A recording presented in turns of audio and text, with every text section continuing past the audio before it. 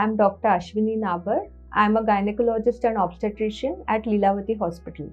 And today I'm going to tell you a little bit about a very common gynec condition, that is fibroids of the uterus. Now, fibroids are tumors that arise from the muscle layer of the uterus, and they are almost always benign. As I mentioned, they are very common. In India, the incidence is about 24 to 37% of all women. There are certain risk factors for developing fibroids, and these include an early age at menarche, increasing age of the woman, ethnicity, no history of pregnancy, family history, and a high BMI.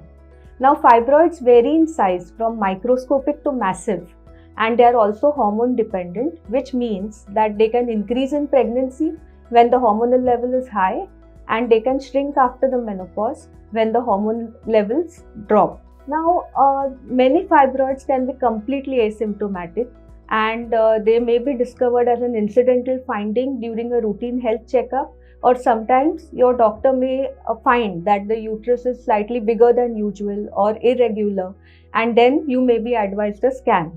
However, sometimes the fibroids can cause a lot of morbidity. They can cause you heavy bleeding, painful bleeding, pressure symptoms, lump in the abdomen, and may also interfere with fertility. How much the fibroids trouble you depend a lot on the number, size, and location of the fibroids. We see that closer the fibroid is to the inside of the uterus, as in if it is pushing the cavity of the uterus, you will have maximum symptoms as compared to a fibroid which is on the outer side. A sonography is usually enough to pick up fibroids. A transvaginal scan is good to pick up smaller fibroids, and once in a while you may also be advised a MRI. The treatment modalities, coming to the treatment, not all fibroids need treatment. If your fibroid is not causing you any symptoms, if it is small and if it is not growing, we would probably not treat it at all. However, if the fibroids are symptomatic, we have medications to decrease the pain and the bleeding that you experience. And there are also injections which can be given to shrink the fibroids.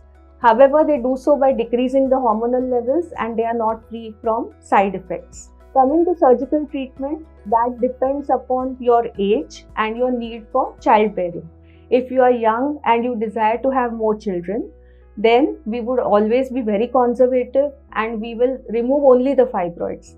However, if you are older and your family is complete and the fibroids are big or very troublesome, we can consider removing the uterus when required. So, there is no one solution for all the fibroids. The treatment will depend, as I said, on your age, on your desire to bear more children, and on the number, size and location of the fibroids. The fibroids can be removed by open surgery, or more commonly now we use minimal access surgery like laparoscopy. So the treatment, the recovery from the operation is very quick because the incisions are small.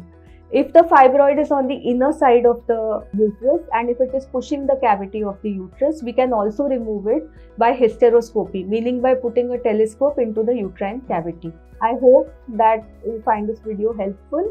And if you find that you have fibroids, please do discuss all treatment options with your doctor. Thank you.